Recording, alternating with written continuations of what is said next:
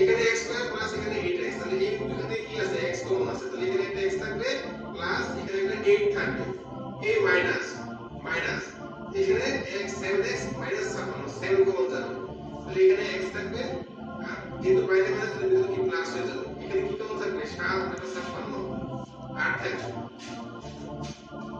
বুঝতে পারছো?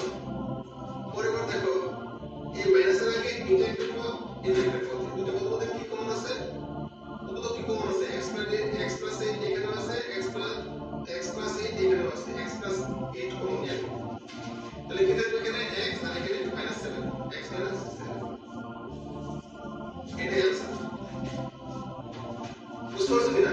আমি আবার একটু ক্লিয়ার করি, খেয়াল করে দেখো কম্পিউটার কিছু না